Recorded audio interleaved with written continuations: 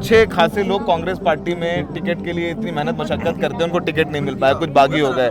आप कैसे इतनी कम उम्र में ये टिकट लेके आए और पूरी कांग्रेस पार्टी पूरी ताकत लगा करके आपके लिए प्रचार कर रही है? राहुल गांधी जी मेरी विचारधारा, मेरे नेता प्रियंका गांधी जी और ये कांग्रेस आला कमान, ये उनका एक आशीर्वाद है।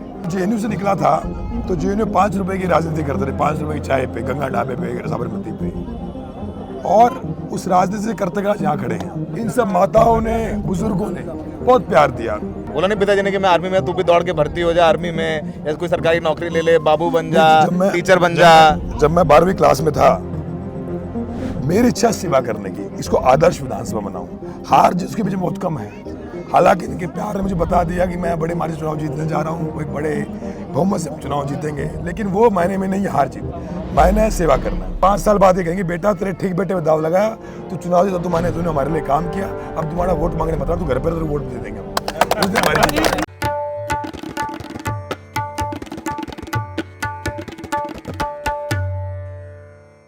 आदाब, नमस्कार। अब देखिए, ये प्रदीप नरवाल हैं जो कांग्रेस की भवानी खेड़ा सीट से कांग्रेस के उम्मीदवार हैं। अब इनके ऊपर जो महिलाओं का हाथ है, ये खूबसूरत तस्वीर है लोकतंत्र की। प्रदीप की उम्र 33 साल है, जेएनयू से पढ़े हैं, राष्ट्रीय सचिव हैं, प्रियंका गांधी की टीम में काम कर रहे थे और इन्हें आला कमान का कैंडिडेट बोला जा रहा है। और यहाँ पर प्रचार के दौरान इनको हमने रोक लिया है। कांग्रेस पार्टी बदल रही है, तो कांग्रेस पार्टी के बदलते हुए चेहरे का नाम प्रदीप नरवाल है।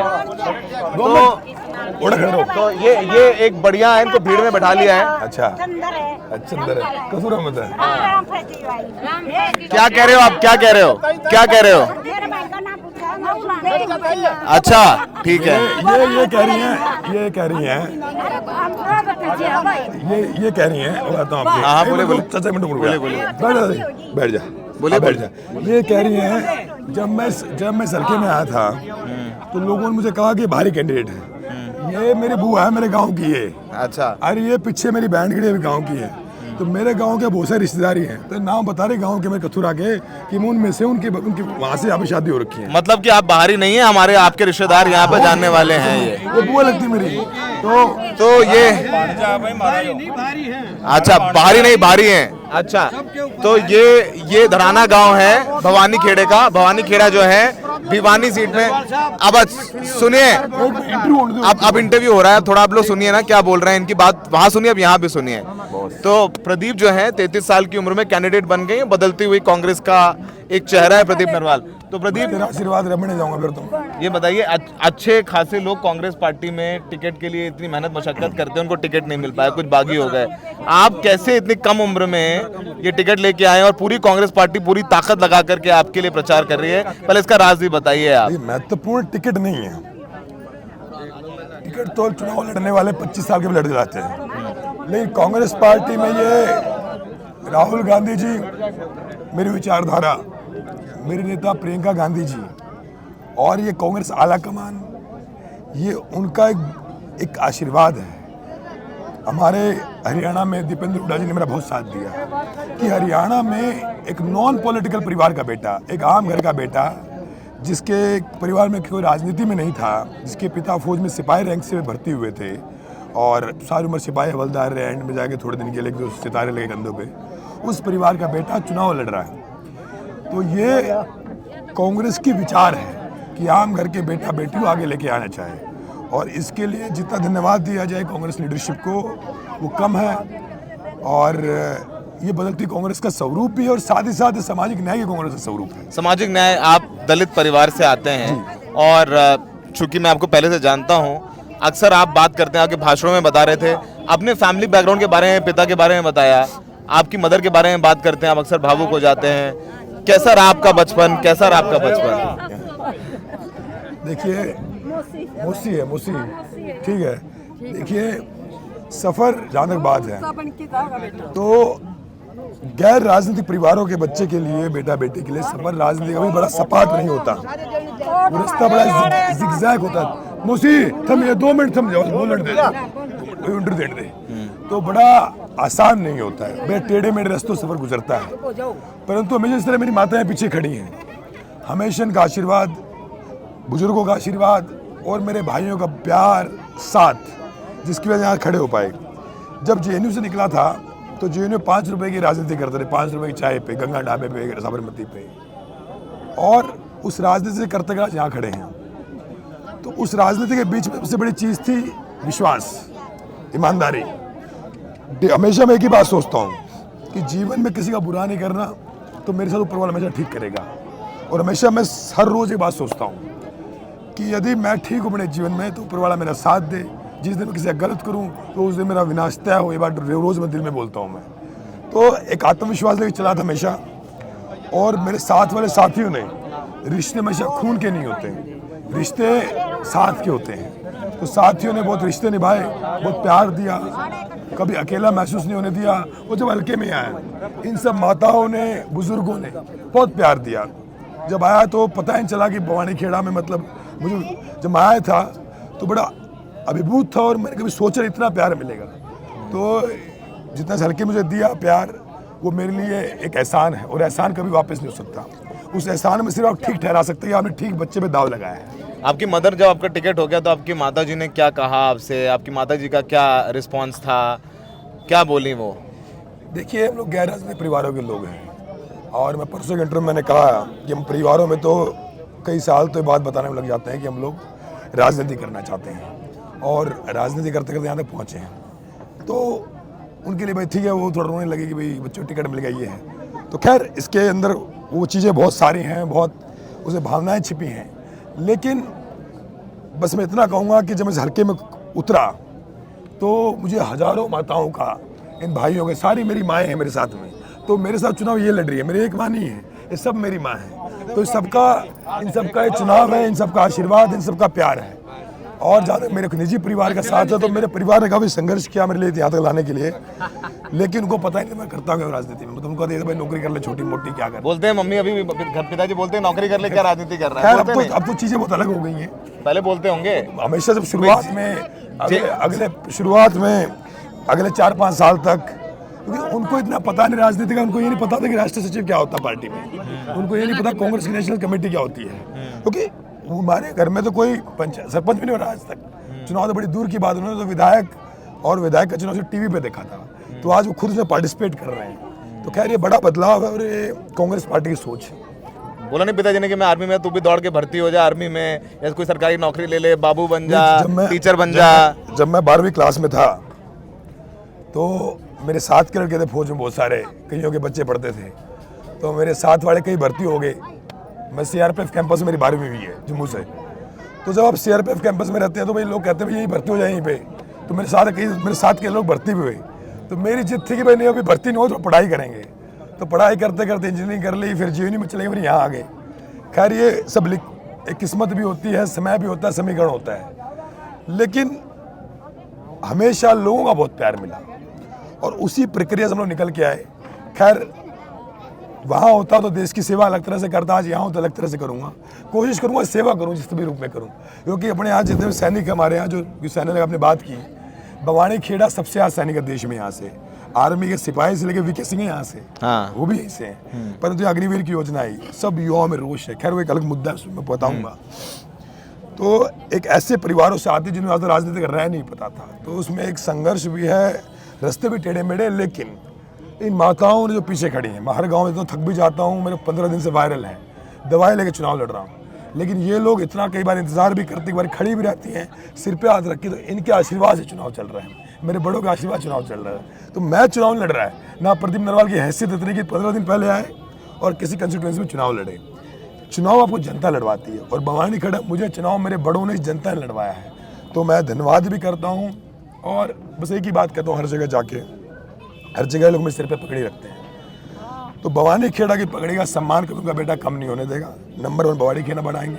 भवानी खेड़ा में पानी की बहुत बड़ी समस्या है, यहाँ बहुत बड़ी समस्या, पानी हरियाणा में कहीं नहीं है। हरियाणा के सबसे पिछड़े इलाकों में से एक है। आदर्श विधानसभा बनाएंगे, अच्छी विधानसभा बनाएंगे जिसको लोग कहेंगे भाई विधानसभा तो ऐसी विधानसभा हो। आप ये बताइए कि आप जैसे आपने कहा कि 15 दिन पहले आके आप चुनाव लड़ रहे हैं, कितनी बड़ी जिम्मेदारी भी है, क्योंकि जाहिर सी बात है आपको टिकट दिया प्रियंका गांधी, राहुल गांधी ने विश्वास जता करके आपको यहाँ भेजा, दबाव भी महसूस करते हैं? देखिए, दबाव अगर मैं बहुत कुछ इस लड़ाई में लड़ूँ, मुझे बनना ही बनना है कुछ। जब ये सीट जब मैं चुनी थी, जब मैं सीट पर चुनाव लड़ने आया था, हरियाणा में कहा गया था it's one of the most difficult seats when it comes to the demography. 10 साल से हम सीटें हार रहे थे, पार्टी के बाद चुनाव लड़ो तब। और मेरी इच्छा सिर्फ विधायक की नहीं है, हर जगह तो मेरी माता हर जगह गई, तुम्हारे बेटे की इच्छा नहीं है, सिर पे हाथ रखती है मेरी सारी माताएं। खड़े खड़ी मुझे अजीब लग रहा है, मैं बैठा हूँ, लेकिन मैं माफी कह रहा हूँ, मेरी इच्छा कभी ये नहीं रही, मेरी इच्छा कभी ये नहीं रही कि मैं MLA बन के मेरे कंधे फीत लगेगी। मेरी इच्छा सेवा करने की, इसको आदर्श विधानसभा बनाऊं। हार जिसके पीछे बहुत कम है, हालांकि इनके प्यार ने मुझे बता दिया कि मैं बड़े मार्जिन से चुनाव जीतने जा रहा हूँ, एक बड़े बहुमत से चुनाव जीतेंगे, लेकिन वो मायने में नहीं है हार जीत, मायने है सेवा करना।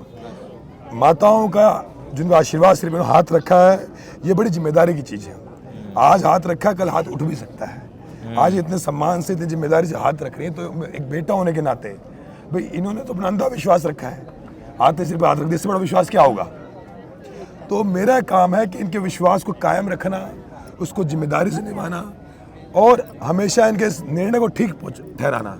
और मैं ही बात करूँ, मैं उस दिन चुनाव जीतूंगा जिसमें 5 साल बाद ये कहेंगे बेटा तेरे ठीक बेटे में दाव लगाया, तो चुनाव जीता, तूने हमारे लिए काम किया, अब तुम्हारा वोट मांगने मत, तू घर पर तो वोट दे देंगे हम। उस दिन हमारी जीत। अरे रुकिए अभी, अरे एक सेकंड, ठीक है, पहचान गए आपको, इनका नाम नोट कर लेना भैया, सबसे तेज नारा लगाया इन्होंने। ठीक है, अब ये बताइए कि आपने बताया यहाँ भवानी खेड़ा के बारे में, चुनौती प्रधानमंत्री मोदी भी कैंपेन कर रहे हैं, योगी भी कैंपेन कर रहे हैं, योगी भी आपकी कॉन्स्टिट्यूएंसी में कैंपेन करके गए हैं, तो पूरी ताकत उन्होंने आपकी कॉन्स्टिट्यूएंसी में भी लगा रखी है। सीएम भी आ चुके हैं, वो नायब सैनी भी आ चुके हैं, मोहन यादव जी भी आ चुके हैं, ठीक है, योगी भी आ चुके हैं, तो आपने भवानी खेड़ा की सीट इतने उठ लिए, तेरे जितने नहीं हुए। क्या कह रही हैं? ये कह रहे हैं कि इतने उठ लिए, आज तक तेरे जैसा नहीं हुआ है। अच्छा, तेरे तुम्हारे जैसा नहीं, तो इनका बड़ा प्यार है मेरे लिए। अच्छा ये बताइए, तो इतनी आपने जो हाई प्रोफाइल कॉन्स्टिट्यूएंसी बना दी है बीजेपी के लिए कि अमित शाह साहब, योगी जी, मोहन यादव जी सब आगे तैयारी करके पूरी ताकत कोशिश, कांग्रेस के एक बागी भी चुनाव लड़ रहे हैं आपके, एक रूठे फूफा बने हुए हैं, तो वो सब भी आपको फेस करना पड़ रहा है। JNU का छात्र पढ़ने वाला, ठीक है, वो आके राजनीति में आता है, टिकट ले लेता है, राजनीतिक दांव पेच अभी सहने तो पड़ रहे हैं। कांग्रेस के 78 प्रत्याशी यहाँ पे थे, 77 मेरे साथ खड़े हैं और 77 के 77 कांग्रेसी थे। एक था वो, उसने कुछ दिन पहले पार्टी ज्वाइन की थी टिकट के लिए। मैं चुनाव लड़ने वाला पार्टी का निर्णय था। राजनीतिक पिच कभी सपाट नहीं होती, उस पर टेढ़े मेढ़े रास्ते होते हैं, उससे मुझे गुजरना होगा, लेकिन चुनाव जनता लड़ रही है, हार और जीत जनता तय कर रही है। इनका प्यार है, इनके प्यार के हिसाब से आगे बढ़ेंगे। इन्होंने तय कर लिया कि बेटे को आगे बढ़ाना है और बेटे ने तय कर लिया है हल्के को भवानी खेड़ा को नंबर 1 बनाना। आप यूपी में प्रियंका गांधी के साथ काम करते थे और उनके क्लोज एसोसिएट हैं। प्रियंका जब टिकट फाइनल हुआ तो प्रियंका जी से मिलने गए होंगे, जाहिर सी बात है, आपने आशीर्वाद दिया होगा, तो क्या बोली प्रियंका जी आपको? कुछ गुरु मंत्र दिया कि नहीं? देखिए, प्रियंका जी का हमेशा दीदी का आशीर्वाद मेरे सिर पे रहा और इसको कहने मुझे कभी मतलब हमेशा मैं कहता हूँ हर जगह कि आज जो भी हूँ जीवन में प्रियंका जी की वजह से हूँ। कि उन्होंने एक बच्चे को यूनिवर्सिटी से उठा के पहले मुझे नेशनल कोऑर्डिनेटर बनाया, नेशनल सेक्रेटरी बनाया, आज टिकट दी। ऐसा क्या था आपके साथ? क्या JNU में क्या करते थे? मतलब उठा लिया आपको JNU में तमाम लोग नेता हैं, लड़के हैं, मतलब ऐसा कुछ तो था मेरे अंदर, ऐसा कुछ प्रदीप नरवाल को उठाया और प्रदीप नरवाल को सेक्रेटरी बनाया, फिर टिकट भी दे दिया, क्या बात थी प्रदीप नरवाल के अंदर? फिल्म आई थी, उसमें एक डायलॉग था कि इस दुनिया में टैलेंटेड बहुत लोग हैं, मौका ही सब कुछ है। और मुझे ये कहना चाहिए, JNU में मेरे हजारों लड़के हैं, मुझसे बच्चे हैं, बस वक्त मुझे मौका दिया, बस मैं मेहनत करता जा रहा हूँ और आगे भी करूँगा। अभी तो कुछ सफ़र शुरू हुआ है मेरे लिए। और मैं बार बार कहता हूँ कि राहुल जी, प्रियंका जी, ये लोग आम घर के बेटा बेटी को आगे बढ़ाते हैं और हरियाणा में दीपेंद्र जी ने मेरा बहुत साथ दिया इस लड़ाई में। और देखिए, आम घरों के निकले बहुत सारे बच्चे हैं, बहुत सारे मौके, कुछ और आगे भी बढ़ेंगे, बहुत से और भी बढ़ेंगे। मैं पहला ना आखिरी हूँ, ये प्रोसेस है। बस बात है कि मेरी पार्टी उस प्रोसेस में घुस चुकी है और वैचारिक लोग आगे बढ़ा रही है। मैंने बार बार कहा है कि पंडित जवाहरलाल नेहरू को मानने वाला व्यक्ति हूँ, शहीद भगत सिंह को पढ़ने वाला व्यक्ति हूँ, बाबा साहब अम्बेडकर, मौलाना अबुल कलाम। हेमंत शर्मा बिश्वा यहाँ प्रचार करने आए तो बोल गए कि हरियाणा में कांग्रेस आई तो उसे मिनी पाकिस्तान बना देंगे। देखिए ये हरियाणा है और बड़े समझदार लोगों की भूमि है, किसानों की धरती है, किसान कमेरों की धरती है। यहाँ पे हेमंत बिश्वा शर्मा आएंगे, दोबारा आए कभी तो उनके लिए 100 लोग इकट्ठा नहीं होंगे, अपने दम पे करेंगे तो। बड़े जागरूक लोग हैं ये, वो लोग हैं जिन्होंने 2 साल वो कहते थे कि तानाशाह झुकते नहीं, कहते थे कि तानाशाह सिर्फ सर कलम करते हैं। ये हरियाणा की वो धरती है जिन्होंने 2 साल दिल्ली जाम करके मोदी जैसे तानाशाह का निर्णय झुकाया। कोई निर्णय झुका था, नरेंद्र मोदी जी ने किसी निर्णय को वापस नहीं लिया था अपने पूरे कार्यकाल में। पहला निर्णय वापस हुआ किसानों का, जो 3 काले कानून थे, और वो किस दम पे वापस हुए? इन्हीं माताओं ने, इन्हीं किसानों ने डेरा डाला दिल्ली में बॉर्डर पे। तो ये लोग बड़े संघर्षशील, ये लोग भगत सिंह की विचारधारा के लोग हैं, शहीद भगत सिंह को मानने वाले, सर छोटूराम को मानने वाले, बाबा साहब अम्बेडकर को मानने वाले, पंडित जवाहरलाल नेहरू को मानने वाले। पाकिस्तान नहीं, ये नैरेटिव नहीं चलेगा यहाँ पे। यहाँ पे इस गांव के अंदर जहाँ बैठा हूँ तनाना में, मैं यहाँ तो अगर तौकीर आलम आ जाए, कोई मुसलमान भी आ जाए, ना हिंदू मुसलमान यहाँ हो सकता, ना हिंदुस्तान पाकिस्तान यहाँ हो सकता। यहाँ एक ही बात होती है, किसान कमेरे की लड़ाई, भवानी खेड़ा नंबर 1 करने के बाद। क्योंकि ये लोग सजग लोग हैं। बीजेपी ने हर जगह दंगा कराया, पर बीजेपी हरियाणा में दंगे क्यों नहीं करा सकी? सोच के देखिए, पूरी कोशिश की, क्यों नहीं करा सकी? क्योंकि मेवात में कोशिश की, क्यों नहीं करा सकी? हरियाणा की जनता सबसे जागरूक जनता है, 36 कौम के भाईचारों को मानने वाली जनता है। किसी स्टेट में नारा नहीं होता 36 कौम का। हरियाणा में आप आओगे, हर दूसरे मंच पे माता है, सब एक पे कहते हैं बुजुर्ग 36 कौम का बेटा हूँ, 36 कौम का बेटा हूँ, मैं भी कहता हूँ। तो 36 कौम का स्टेट है, हर जाति हर मजहब का स्टेट है, यहाँ पे बंटवारा नहीं हो सकता है। हमारे यहाँ पे बात बताता हूँ आपको, आप यूपी से आते हैं, आपका मेरा पुराना रिश्ता है। आज मैं खड़ा हूँ, मैं बता दूं प्रदीप को, मैं जेएनयू में जब पॉलिटिक्स करते हैं तब से जानता हूं। हम दोनों के पुराने ताल्लुकात हैं। सबसे कम जातिवाद पूरे देश में कहीं है तो हरियाणा में, वो हरियाणा है। हरियाणा जाट बनाम नॉन जाट नहीं होता है। हरियाणा में किसान दलित पिछड़े रात को बैठ कर रोटी खा लेते हैं, एक दूसरे के बच्चे पढ़ाते हैं और फिर लड़ाई भी कर लेते हैं आपस में, बहसबाजी। लेकिन यह मनभेद कोई नहीं है। बस 2 मिनट खत्म हो गया जी, कोई मनभेद नहीं है। ये स्टेट दिल के साफ लोगों का स्टेट है। हम देश में जाते हैं तो लोग क्या कहते हैं? हरियाणा के लोग दिल के साफ होते हैं, दिल के सपाट लोग हैं। कैंपेन करने जाओगे, ऐसे पकड़ेंगे, ऐसे पकड़ेंगे, गलत करोगे काने पकड़ लेंगे। नहीं तो यूपी में आपने राजनीतिक दाव पे, फिर यूपी में बहुत कुछ होता है ना, थोड़ा सा हरियाणा और यूपी की पॉलिटिक्स में बहुत अंतर है। मैं बोल सकता हूँ, मैं जर्नलिस्ट हूँ, मैं जानता हूँ UP politics is different than Haryana politics. मुझे बहुत कुछ सिखाया है। हाँ, और सिखाया जरूर होगा आपको। वहाँ मैंने बहुत सीखा भी है। हाँ, और वो धरती हमेशा मेरे लिए माननीय है और रहेगी। मैं बस यहाँ पे एक बात कहना चाहता हूँ, वहाँ सीख के बहुत कुछ आया हूँ। हमारे हरियाणा सीख के वहाँ पे बालन साहब जो है ना, यूपी के सांसद मुजफ्फरनगर के, वो हमारे थे। वो हरियाणा से, हमारे मुजफ्फरनगर, यहाँ से हिसार की चीज़ों के प्रोडक्ट हूँ। हाँ। जो हरियाणा की धरती है ना, ये धरती भाईचारा सिखाती है। हालांकि बालन साहब कुछ उल्टा वहाँ करने लगे जाके, संजीव बालन जी, वो मुझे यूपी ने उनको भी सिखा दिया। ये किसान का मेरी जो बेल्ट है ना, वो भी ग्रेटर, वो भी किसानों की बेल्ट है, वेस्ट यूपी भी, ये भी सब साथ है।